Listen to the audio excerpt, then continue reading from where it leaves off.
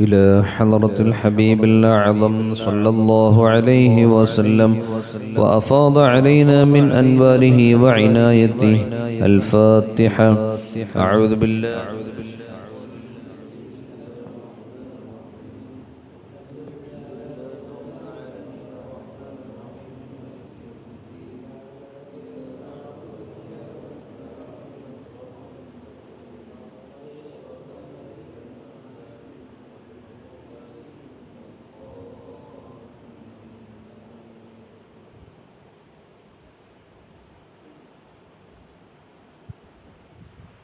وإلى حضرات صاحبيه سيدنا أبي بكر الصديق وسيدنا عمر الفاروق رضي الله عنهما وأفاض علينا من أنوارهما وعنايتهما.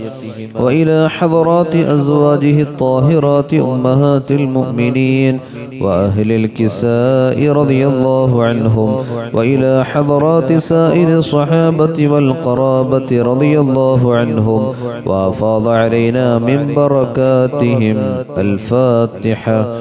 أعوذ بالله من الشيطان الرجيم. بسم الله الرحمن الرحيم. الحمد لله رب العالمين الرحمن الرحيم مالك يوم الدين. إياك نعبد وإياك نستعين. اهدنا الصراط المستقيم صراط الذين أنعمت عليهم غير المغضوب عليهم ولا الضالين. آمين. وإلى حضرات مشايخنا ومشايخهم سيما الغوث الجيلاني والغوث الأجميري والغوث المدبولي والهادي المقدس رضي الله تعالى عنهم وأفاض علينا من نظراتهم وعلومهم وأسرارهم. وإلى حضرات أهل الخير كلهم أجمعين رضي الله عنهم. الفاتحة. أعوذ بالله من الشيطان الرجيم. بسم الله الرحمن الرحيم. الحمد لله رب العالمين الرحمن الرحيم مالك يوم الدين. إياك نعبد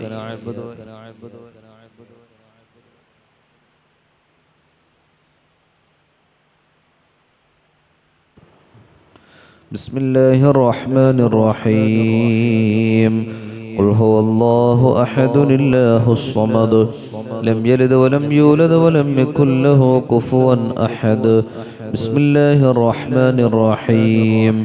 قل أعوذ برب الفلق من شر ما خلق ومن شر غاسق إذا وقب ومن شر النفاثات في العقد ومن شر حاسد إذا حسد.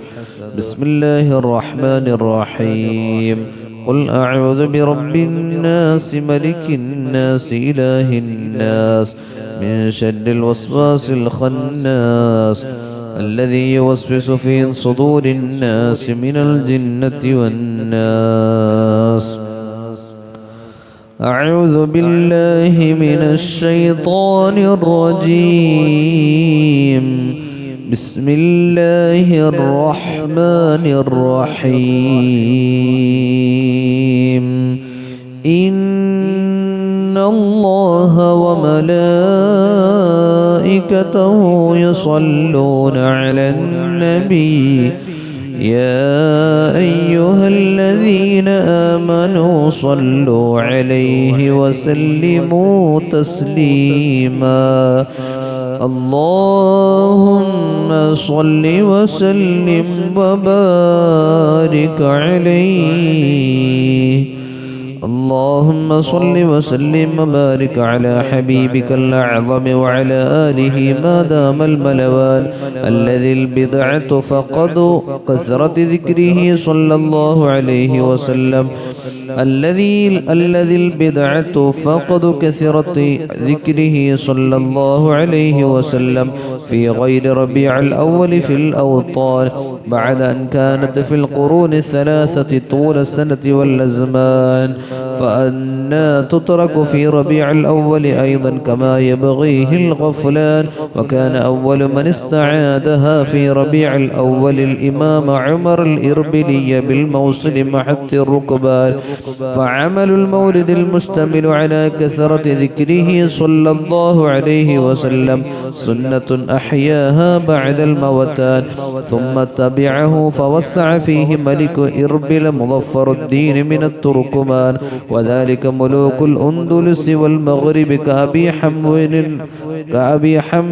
كأبي حمد سلطان تلمسان. كما تحتفل الأمة المسلمة بمصر وسائر الأقطان، فندب ذلك رغما للشيطان ودعما للإيمان. وأما الإطعام فلا يتناطح في ندبه مطلقا كبشان. اللهم صل وسلم وبارك على حبيبك الأعظم وعلى آله ما دام الملوان، الذي قال الأئمة عن مولده لا زال المسلمون يحتفلون بشهر ربيع الأول بلا زولان بكثار قراءة المولد والولائم والصدقات والقربان، فتظهر عليهم من بركاته من الديان. قالوا من مجربات خواص ذلك أنه في ذلك العام أمان وبشرى عاجلة بقضاء الحوائج والعبان. فرحم الله امرأ اتخذ لياليه أعياد زيان. وأما أن تتناشد في مجلس المولد طائفتان وتقرأ كأنهما تتجاوبان، فيدل له ما رواه الصحيحان أن الصحابة حفروا الخندق ولهم أغان. نحن الذين بايعوا محمدا على الجهاد ما بقينا أبدا. فكان صلى الله عليه وسلم يجاوبهم بالعلان. اللهم إن العيش عيش الآخرة فأكرم الأنصار والمهاجرا. وقال الأئمة ليتأدب من في مجلس المولد كأنه في محضره صلى الله عليه وسلم بالجثمان، فليترك فيه الكلام وضحك الغفلان وكثر الالتفات والحركة والمزاح وقبيح الألحان وكل ما يسوء أدب حضوره كي لا يختم بالخسران.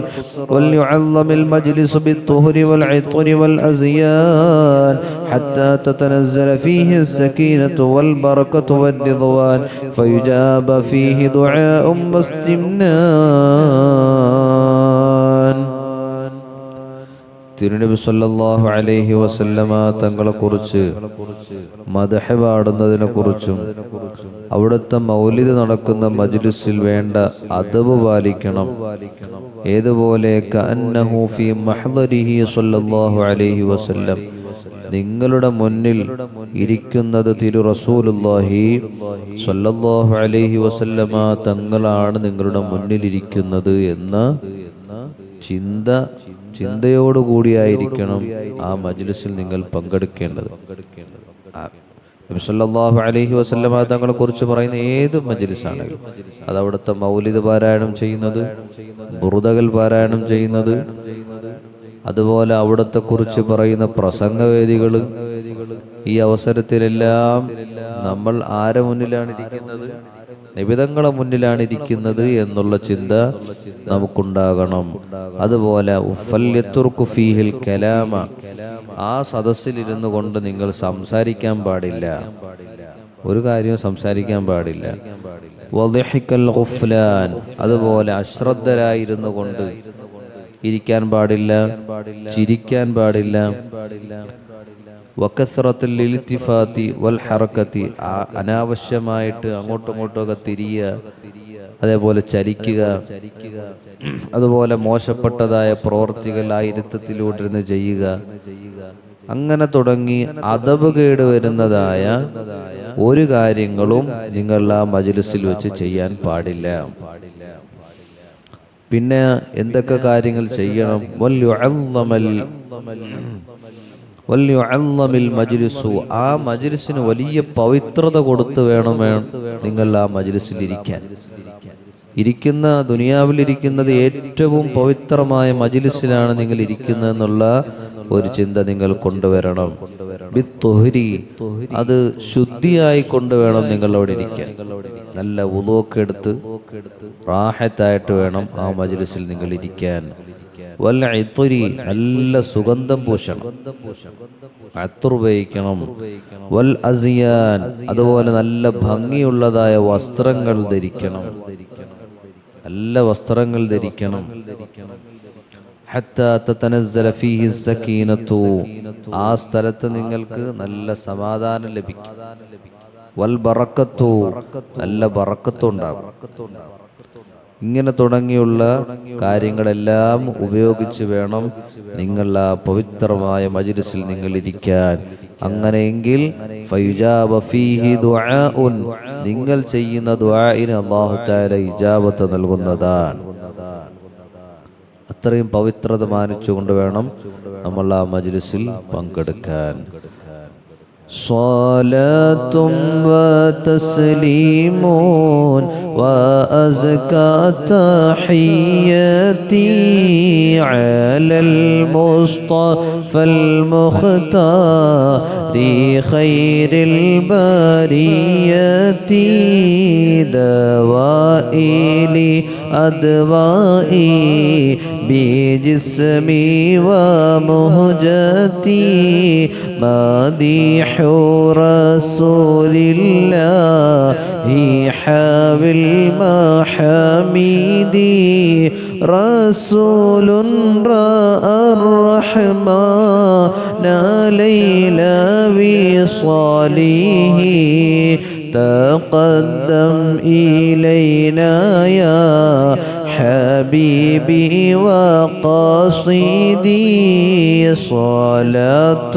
وتسليم وأزكى تحياتي على المصطفى المختار خير البرية تهنأ بلقياني فهذا عطيتي إليك وسل تعطى المنى خير وافدي تدلل وأبشر قد رفعنا حجابنا سجاف جلال محرق كل شاهدي تلذذ بنا عندي خطاب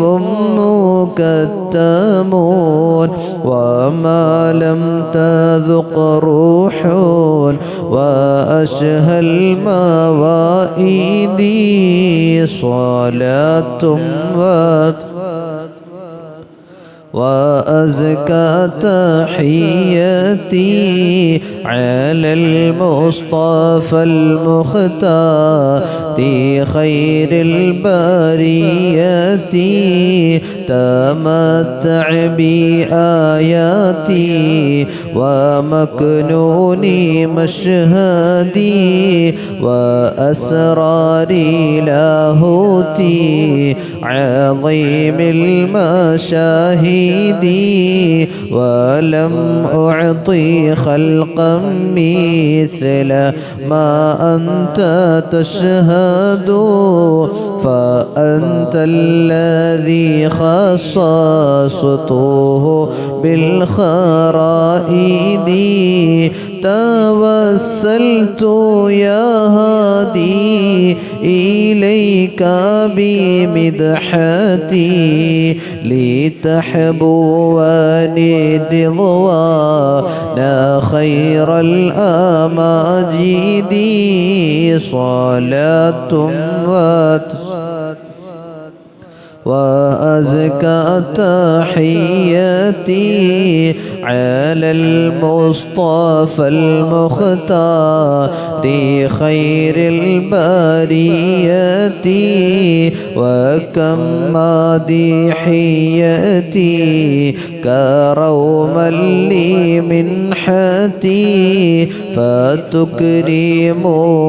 فاقبل جميع قصائدي تعطف على هذا العبيد الذي عصى وكن حفيظا لي عن جميع الشدائد وخذ بيدي عن كل إثم وزلتي فنورك كافٍ لا تخيب مقاصدي صلاة وتسليم وأزكى تحياتي على المصطفى المختار خير البرية. اللهم صل وسلم وبارك على حبيبك الأعظم وعلى آله ما دام الملوان الذي ولد يتيما فآواه الله برعايته لئلا تكون على تأديبه منة لسوى المنان فكان كمال تأدبه في اليتم آية خارقة حال الصبوان فقد توفي أبوه وله 30 سنة أو 20 و5 أو 8 عند أخوال عبد المطلب بالمدينة حين تم لحمله شهران وقيل وهو ابن شهرين أو 7 أو 9 أو له 4 أشهر وسنتان. وكانت العرب تفضل مراضع البادية لحسن هوائها وطبيعتها كاللسان وأرضعته أمه 3 أيام أو 7 أو زاد على 7 يومان.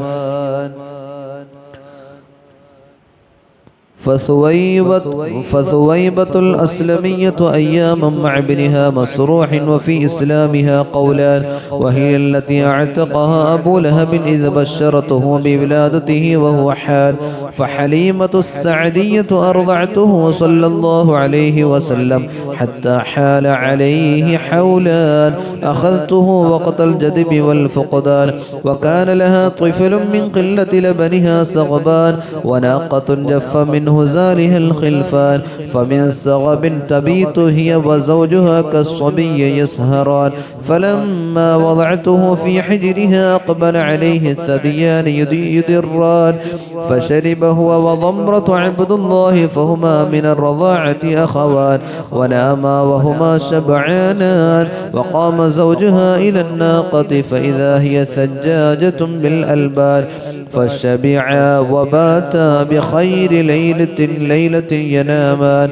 وكان صلى الله عليه وسلم لا يشرب إلا من الثدي الأيمن ويترك الأيسر لضمرة الجوعان. وكانت لها ولجيرانها من الغنم قطعان جف من جدب أرضها الضرعان فنالها به صلى الله عليه وسلم البركات والخضب والخصب والريعان فاشتد حبها له والحنوب والصيان وفاحت به منازلهم مسكا أشد فواحان.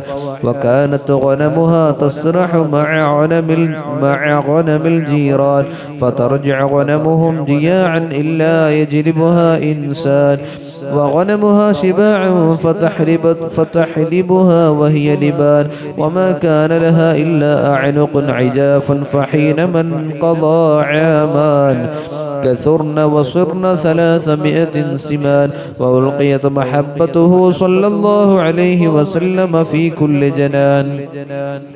وكانوا يضعون كفه موضع السقم من الأبدان فيشفى سريعا، وكذا يفعل بسقام الغنم والبعران. وروي أنه أرضعته ذات يوم من بني سليم 3 نسوان، وأن أم فروة ومرضعة عمه حمزة من بني سعد له مرضعتان. وإذ بلغه صلى الله عليه وسلم من العمر 2 سنة فطمته حليمة فذكر الله أكبر كبيرا والحمد لله كثيرا وسبحان الله بكرة وأصيلا ذكرا لقضان. فأتت به آمنة فاستمهلتها حليمة في رغبان فردته إليها آمنة كي لا يصيبه وباء مكة ذو العدوان.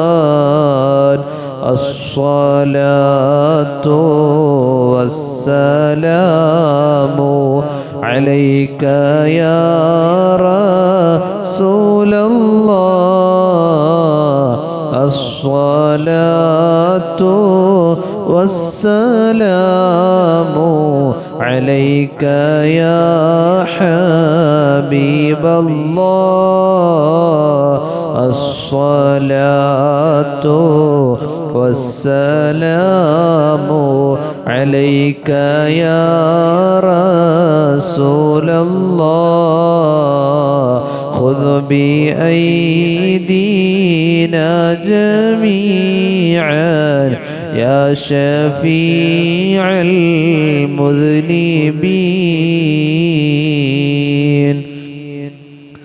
مرادي يا مرادي يا مرادي، مرادي يا فضل الخلق مرادي. أتته حليمة من آل ساعد من الإعدام عطلها الإباء، فلما أن سقته قد سقتها وأبناء لها الألبان شاء مراديا.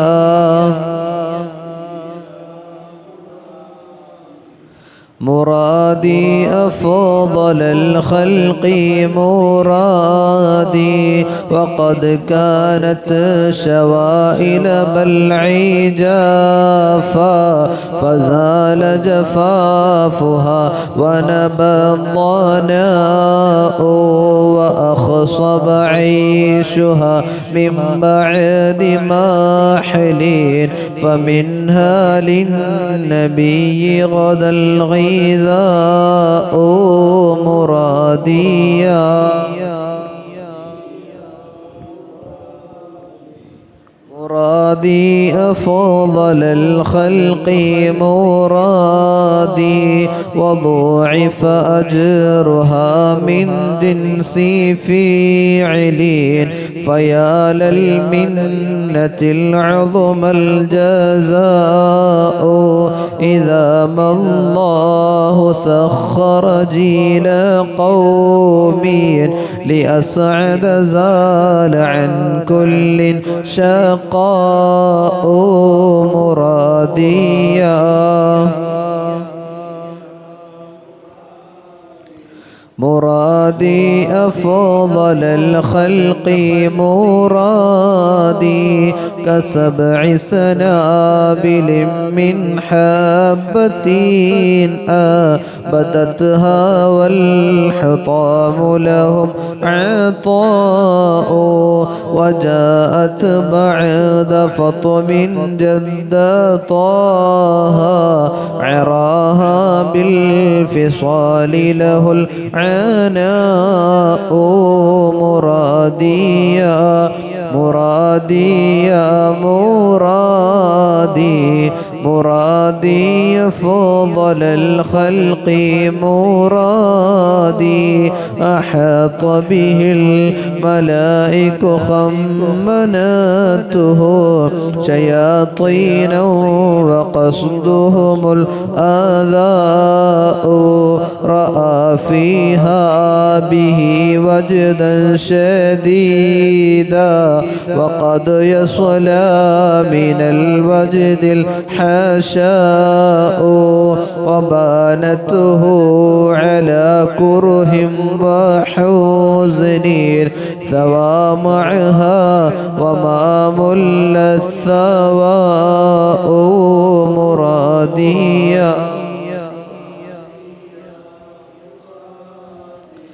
مرادي أفضل الخلق مرادي. الحمد لله رب العالمين حمدا يوافي نعمه ويكافئ مزيدا. اللهم صل وسلم وبارك على رسولك سيدنا محمد وعلى آله وصحبه أجمعين. اللهم اغفر لنا وارحمنا ولوالدينا ولمشايخنا ولأساتذتنا ولأزواجنا ولجيراننا ولمن له حق علينا ولمن ماتوا منا ولمن أوصانا بالدعاء ولجميع أمة محمد صلى الله عليه وسلم. وقنا ربنا شر ما قضيت. أرحم الراحماയ ലോകരക്ഷിതാവായ കാരുണ്യക്കടലായ അല്ലാഹ്, ഞങ്ങളുടെ ഈ മജ്ലിസിനെ നീ സ്വീകരിക്കണം റഹ്മാനെ. ചൊല്ലിയ മദ്ഹ് മനാഖിബുകൾ മൗലിദുകൾ എല്ലാം നീ ഖബൂലാക്കണം റഹ്മാനെ. അല്ലാഹുവേ, ഇന്ന് ഓതിയതായ മൗലിദിൽ പറഞ്ഞതുപോലുള്ള അദബില്ലാത്തവരാണ് യാ അല്ലാഹ്. ഒരു വിധത്തിലുള്ളതായ മര്യാദകളും പലപ്പോഴും പാലിക്കാൻ കഴിയാത്തവരാണ് യാ അല്ലാഹ്. ഈ മൗലിദിന്റെ അളമത്ത് ബറക്കത്ത് കൊണ്ട് മുത്തു റസൂലുള്ളാഹി സ്വല്ലല്ലാഹു അലൈഹി വസല്ലമ തങ്ങളെ മഹബ്ബത്ത് വെച്ചുകൊണ്ട് ഈ മജ്ലിസിൽ പങ്കെടുത്തതിന്റെ ബറക്കത്ത് കൊണ്ട് ഞങ്ങളുടെ സകല മുറാദുകളും നീ ഹാസിലാക്കി നൽകണം റഹ്മാനെ. പ്രയാസങ്ങളും വിഷമങ്ങളും നീ മാറ്റിത്തരണം റഹ്മാനെ. ആഫിയത്തുള്ള ദീർഘായുസ് ഞങ്ങൾക്ക് നീ നിന്റെ ത്വാഅത്തിലായി നൽകണം റഹ്മാനെ. ശിഷ്ടകാല ജീവിതം, പാപരഹിതമായിട്ടുള്ള ജീവിതം നയിക്കാൻ ഞങ്ങൾക്ക് നീ തൗഫീഖ് നൽകണം റഹ്മാനെ. ഒരു പ്രസവിച്ച കുഞ്ഞിനെ പോലെ പാപമില്ലാത്ത രൂപത്തിൽ ഞങ്ങളെ നീ നിന്നിലേക്ക് നിന്റെ ലിഖാ പ്രതീക്ഷിച്ചുകൊണ്ട് വിളിക്കുന്നതായ സാഹചര്യം ഞങ്ങൾക്ക് നീ നൽകണം റഹ്മാനെ. അല്ലാഹുവേ, ഈ ദുനിയാവിൽ ഞങ്ങൾ ചെയ്യുന്ന എല്ലാ സൽക്കർമ്മങ്ങളും നീ ഖബൂലാക്കണം റഹ്മാനെ. അല്ലാഹുവേ, ഞങ്ങളുടെ ദുനിയാവും ആഖിറവും ഈ മജ്ലിസിന്റെ അളമത്ത് ബറക്കത്ത് കൊണ്ട് നീ വെളിച്ചമാക്കി നൽകണം റഹ്മാനെ. അല്ലാഹുവേ, ഞങ്ങളുടെ എല്ലാ ബുദ്ധിമുട്ട് പ്രയാസങ്ങളും നീ മാറ്റി തരണം റഹ്മാനെ. നാളെവരെയും ഞങ്ങൾ ചെയ്ത ഈ മജ്ലിസ് അടക്കം എല്ലാ മജ്ലിസുകളും അതുപോലെ മറ്റ് എല്ലാ സൽക്കർമ്മങ്ങളും നീ ഖബൂലാക്കണം റഹ്മാനെ. ഇതിന്റെ എല്ലാ മിസ്ലി സവാബ് ഞങ്ങളുടെ നേതാവ് അഷ്റഫുൽ ഖൽഖ് റസൂലുള്ളാഹി സ്വല്ലല്ലാഹു അലൈഹി വസല്ലമ തങ്ങളുടെ ഹദറത്തിലേക്ക് നീ നൽകണം അല്ലാഹ്.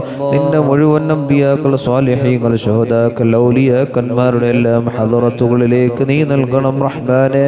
അല്ലാഹുവേ, ഞങ്ങളിൽ നിന്നും മരണപ്പെട്ടു പോയ ഞങ്ങളുടെ ഉപ്പമാര്, സഹോദരങ്ങൾ, സഹോദരിമാർ, ഭാര്യ ഭർത്താക്കന്മാരുള്ളവരുണ്ട്, സഹോദരങ്ങൾ, സഹായികൾ, സുഹൃത്തുക്കൾ, അയൽവാസികൾ, കുടുംബക്കാർ, ഞങ്ങളുടെ ഉസ്താദന്മാർ, ശിഷ്യന്മാർ, മശായിഖന്മാർ തുടങ്ങി ഞങ്ങളുമായി ബന്ധമുള്ള ലോകത്തിന്റെ വിവിധ ഭാഗങ്ങളിലുള്ള ആരെല്ലാം ഉണ്ടോ, ജീവിച്ചിരിക്കുന്നവരും മരണപ്പെട്ടവരുമായിട്ടുള്ള സകല വിശ്വാസികൾക്കും നീ മഗ്ഫിറത്ത് നൽകണം റഹ്മാനെ. നിന്റെ പാപമോചനം കിട്ടുന്നവരുടെ കൂട്ടത്തിൽ അവരെയും ഞങ്ങളെയും നീ ഉൾപ്പെടുത്തി തരണം റഹ്മാനെ. നിന്റെ വിശാലമായ കാരുണ്യം കൊണ്ട് ഞങ്ങളെ നീ പൊതിയണം റഹ്മാനെ. യാ അല്ലാഹ്, ഖബർ ജീവിതത്തിൽ നിന്റെ ഏറ്റവും വലിയ കാരുണ്യം പ്രതീക്ഷിക്കുന്ന വേളയാണല്ലോ അല്ലാഹ്. നിന്റെ വിശാലമായ റഹ്മത്ത് ഞങ്ങൾക്കും ഞങ്ങളിൽ നിന്നും മരണപ്പെട്ടു പോയവർക്കും നീ നൽകണം അല്ലാഹ്. നിന്റെ വിശാലമായ മഗ്ഫിറത്ത് കിട്ടുന്നവരുടെ കൂട്ടത്തിൽ ഞങ്ങളെ നീ ഉൾപ്പെടുത്തി തരണം റഹ്മാനെ. അല്ലാഹുവേ, നിന്റെ ഔലിയാക്കൾ, സ്വാലിഹീങ്ങൾ, സ്വാർത്ഥികരായിട്ടുള്ള മഹാന്മാർ സഞ്ചരിച്ച പാതയിൽ ഞങ്ങളെയും നീ നടത്തണം റഹ്മാനെ. ഇതിന്റെ ഇടയിൽ ഒരു ബിദ്അത്തിന്റെ ആശയവും ഞങ്ങൾ നീ എത്തിക്കല്ലേ അല്ലാഹ്. ബിദ്അത്തുമാരുമായിട്ടുള്ള കൂട്ടുകെട്ട് ഞങ്ങളിൽ നിന്നും നീ അകറ്റി നിർത്തണം റഹ്മാനെ. അല്ലാഹുവേ, നിന്റെ പരിശുദ്ധ ദീനിനെ നശിപ്പിച്ചു കളയുന്നതായ ഒരാളെയും ഞങ്ങളിലേക്ക് നീ അടുപ്പിക്കല്ലേ അല്ലാ. അത്തരത്തിലുള്ള ആളുകളെ ഞങ്ങൾക്ക് നീ സുഹൃത്തുക്കളായി പോലും നീ നൽകല്ലേ അല്ലാ. അയൽവാസികളായി നൽകല്ലേ അല്ലാ. കുടുംബത്തിലേക്ക് നീ കൊണ്ടുവരല്ലേ അല്ലാ. അല്ലാഹുവേ, ഞങ്ങളുടെ ദീൻ നഷ്ടപ്പെട്ടു പോകുന്നതായ ഒരു പ്രവർത്തനത്തിലും ഞങ്ങളെ നീ എത്തിക്കല്ലേ അല്ലാ. ഹറാമ് ഭക്ഷിക്കുന്ന ഒരവസ്ഥയിലേക്ക് ഞങ്ങളെ നീ എത്തിക്കല്ലേ അല്ലാ. ഹറാമ് സമ്പാദിക്കുന്ന ഒരു സമ്പാദ്യവും ഞങ്ങൾക്ക് നീ നൽകല്ലേ അല്ലാ. പൂർണ്ണമായും ഹലാലായ മാർഗത്തിലൂടെ വരുമാനങ്ങളും ഭക്ഷണങ്ങളും അതുപോലെ മറ്റ് എല്ലാ ഞങ്ങൾക്ക് ജീവിതത്തിൽ വേണ്ടതായ എല്ലാ കാര്യങ്ങളിലും ഹലാലായ മാർഗം നൽകണം അല്ലാ. അല്ലാഹുവേ, ഞങ്ങളുടെ ജീവിത വഴികൾ നീ ബറക്കത്ത് നൽകണം റഹ്മാനെ. ബിസിനസ് സ്ഥാപനങ്ങളിലും തൊഴിൽ മേഖലകളിലും നീ ബറക്കത്ത് നൽകണം റഹ്മാനെ. ഞങ്ങളുടെ ഈ മജ്ലിസിനെ സഹായിക്കുന്നവർ, ഈ പള്ളിക്ക് വേണ്ടി സഹായങ്ങൾ ഓരോ കാര്യത്തിന് വേണ്ടിയും സഹായം നൽകിയവർ, നൽകുന്നവർ എല്ലാവരെയും നീ കബൂലാക്കണം റഹ്മാനെ. അല്ലാഹുവേ, മാസവരി നൽകുന്നതായ തകാഫുൽ ഗ്രൂപ്പ് അംഗങ്ങൾ തുടങ്ങി എല്ലാവർക്കും നീ വലിയ ബറക്കത്ത് നിഅമത്തുകൾ നീ നൽകണം റഹ്മാനെ. അല്ലാഹുവേ, ചുരുങ്ങിയ സമയമാണ് ഞങ്ങൾ നിന്നോട് ിരിക്കുന്നതെങ്കിലും വിശാലമായിട്ട് നിന്നോട് പറയാൻ ഒരുപാട് കാര്യങ്ങൾ ഞങ്ങളുടെ ഖൽബിലുണ്ട് അല്ലാ. എല്ലാം അറിയുന്നവൻ നീയാണ്. എല്ലാത്തിനും നീ പരിഹാരം നൽകണം റഹ്മാനെ. ഞങ്ങൾ എപ്പോൾ ദുആ ചെയ്താലും ആ ദുആഇന് നീ ഇജാബത്ത് നൽകണം റഹ്മാനെ. റബ്ബനാ അലൈക തവക്കൽനാ വഇലൈക അനബ്നാ വഇലൈകൽ മസീർ. റബ്ബനാ ആതിനാ ഫിദ് ദുനിയാ ഹസനതൻ വഫിൽ ആഖിറതി ഹസനതൻ വഖിനാ عذاب النار. ربنا تقبل منا إنك أنت السميع العليم وتب علينا إنك أنت التواب الرحيم. آمين برحمتك يا أرحم الراحمين. بحق صلى الله على محمد صلى الله عليه وسلم. صلى الله على محمد صلى الله عليه وسلم. اللهم صل على محمد يا رب صل عليه وسلم.